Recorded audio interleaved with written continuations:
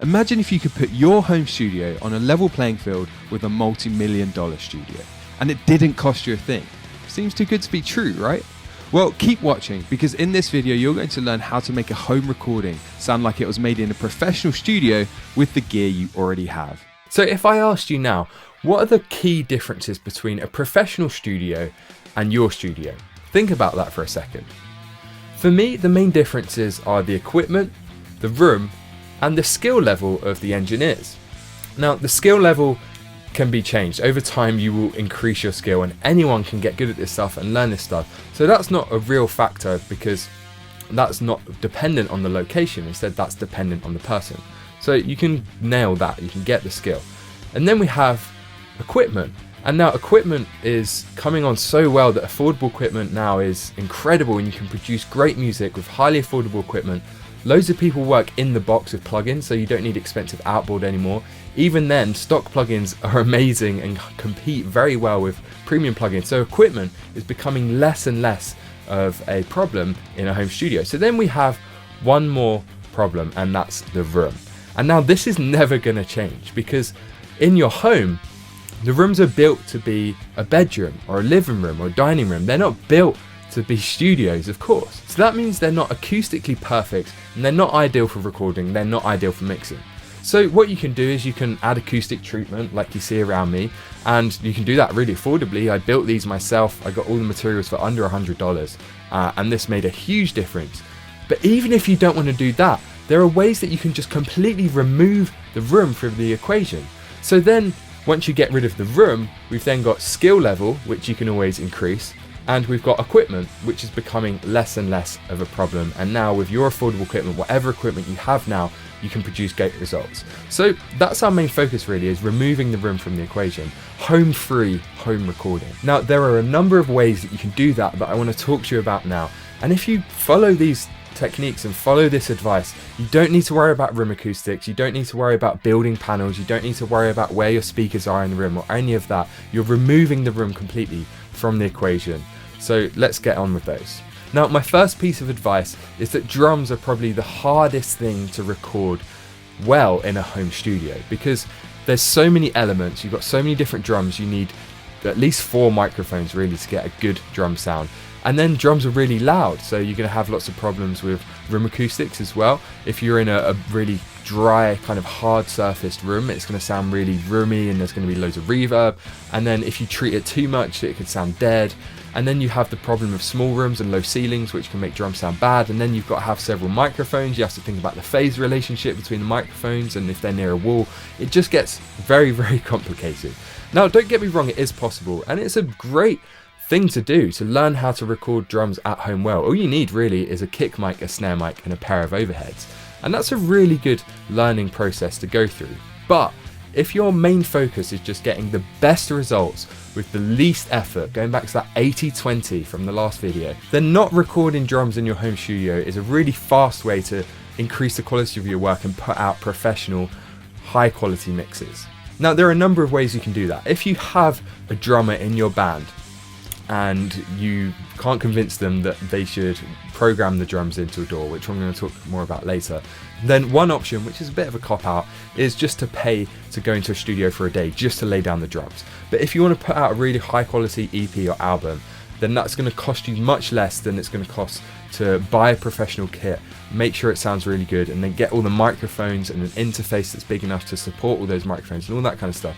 It's going to be cheaper just to pay for a day in a local studio, lay down the drums, and do everything else at home.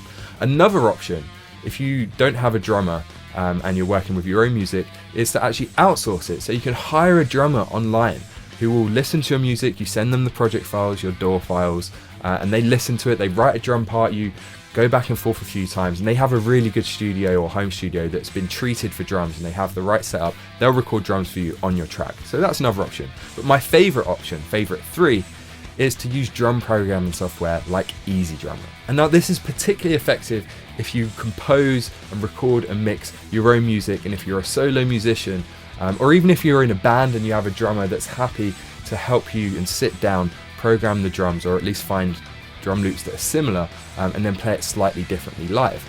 Because when you implement EasyDrummer, you save a whole load of time, because it just sounds amazing out of the box. If you don't have a drummer, it's going to give you a creative input because there's loops there that can take you in a different direction. And you don't have to do much mixing to make them sound really great.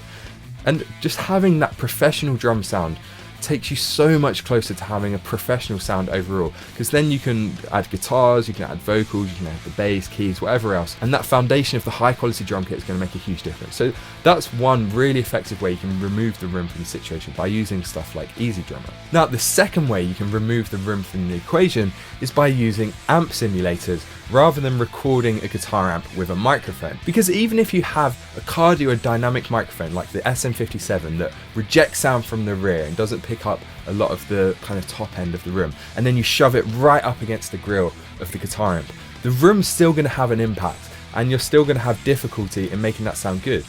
And then if you want to get more clarity, maybe you think about using a condenser microphone placed further back from the amp, well, now you're getting loads of the room. So you have all of these issues. Again, the room is now part of the equation, and you have to think about the acoustics, so you have to think about recording, what microphones you're using.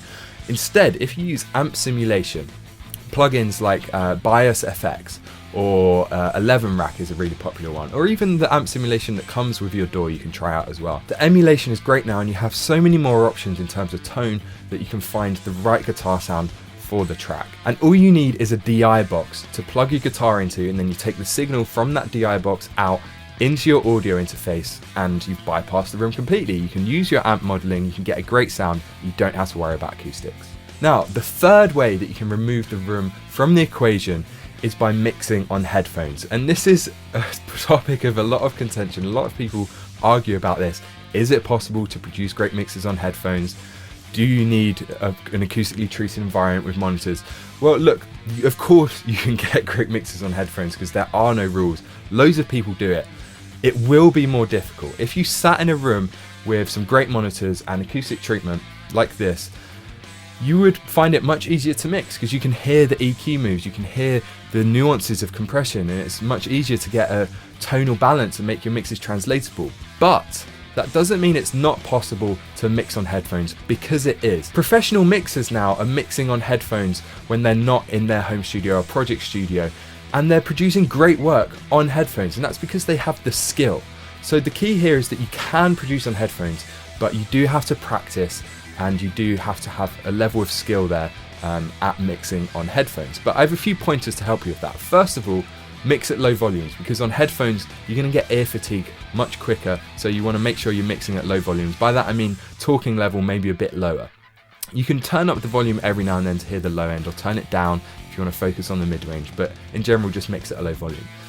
Piece of advice number 2 is to make sure you're using references, and I'm going to make a whole video about this that you're going to see very soon, but pull in a professional track from CD or iTunes or something like that, or at least just listen to a track on YouTube or Google Play or Spotify, whatever you use, and compare it to your mix.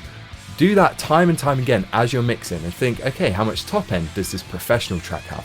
And then listen to your mix. It's lacking in top end, I need to increase that. Or how much low end does it have? And then you listen to your mix, and suddenly your mix is really boomy, so you need to reduce the bass. So use references, that's going to really help you. Third piece of advice is to listen to your mix, even if you only have computer speakers or a hi-fi system. Just listen on your mix on lots of different speakers before you export it, just to check it sounds good on speakers, because mixing on headphones is a bit different. Number 4 is to find one pair of headphones. It doesn't matter which, flatter is better, but any pair of headphones will work, and learn them. Listen to music on them all the time, so you really learn how music sounds to them, because that's going to help you. And then piece of advice number 5 for mixing on headphones is get used to panning on headphones and start listening to music exclusively on headphones, because what you'll notice is that a lot of tracks have stuff panned hard left and hard right, and when you're listening to those tracks on speakers it sounds normal, because the sound from the left speaker still hits your right ear and it sounds like it's coming from both kind of. But when you're in headphones it's isolated, and now suddenly you're only getting the sound into one ear. Now this throws some people off when they're mixing. They try to pan things hard left or hard right, but then decide that it sounds unnatural or unbalanced, when in reality it's just because you're listening in headphones. So you just need to get used to that fact. Be comfortable panning hard left and hard right, and just get used to listening to that kind of panning on headphones. And then the 4th way that you can eliminate the room from your home recording is by using cardioid microphones. And this isn't going to completely eliminate the room because you're using a microphone. Of course the room's going to have an impact. But in a home studio, it's very rare that you would want to use an omnidirectional microphone. And a cardioid microphone is just a type of microphone that rejects sound from the rear. So wherever you point it, that's where it's recording. Whereas an omnidirectional records sound from all around. So you're getting the bad acoustics from behind the microphone. Whereas a cardioid, you can point it at the vocalist, point it away from the window or a noisy fan, computer fan, or away from a wall that's close by, and it's going to reject sound from the rear. So you're eliminating half the room through that process. So stick to cardioid microphones, and again, you're helping to remove the room from the equation. So hopefully that helps you out. Just to summarize quickly now, to remove the room so that you're on a level playing field with a professional studio, so you can get a much better sound with much less effort and no need for acoustic treatment, you can use drum programming like Easy Drummer. You can use amp simulation, you can mix on headphones so that you're not mixing with the room, and you can use cardioid microphones so that you're at least rejecting sound from the rear and removing half of the room from the equation. Of course, you need to make sure the equipment you're using is up to this challenge, because if you don't have the right gear, you'll never be able to get anywhere close to a radio ready sound at home with home recording. So I put together a free ebook for you that will help you to set up your home studio the right way. And inside you'll find my personal recommendations for equipment that altogether costs under $550, but is more than capable of producing professional sounding music in a home studio regardless of the room you're using, and it'll grow with you too. So if you want to find out exactly what that setup is and you want to start producing better mixes today, go and grab that ebook. It's completely free. There's a link in the description. So thanks for watching. I'm Rob from musicianonamission.com, and as ever, create regardless.